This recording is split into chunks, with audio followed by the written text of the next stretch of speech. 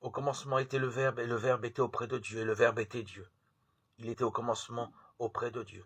C'est par lui que tout est venu à l'existence, et rien de ce qui s'est fait ne s'est fait sans lui.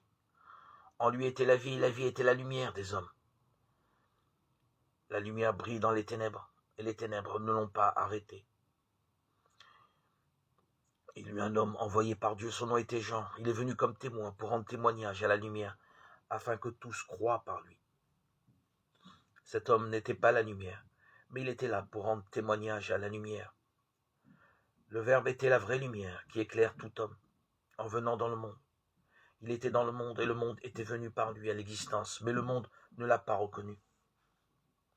Il est venu chez lui et les siens ne l'ont pas reçu.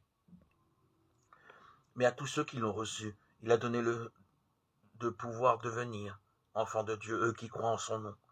Ils ne sont pas nés du sang, ni d'une volonté charnelle, ni d'une volonté d'homme. Ils sont nés de Dieu, et le Verbe s'est fait chair. Et il habitait parmi nous, et nous avons vu sa gloire, la gloire qu'il tient de son Père, comme Fils unique, plein de grâce et de vérité. Jean le Baptiste lui rend témoignage en proclamant « C'est de lui que j'ai dit, celui qui vient derrière moi est passé devant moi, car avant moi il était. » Tous, nous avons eu peur à sa plénitude, nous avons reçu grâce après grâce.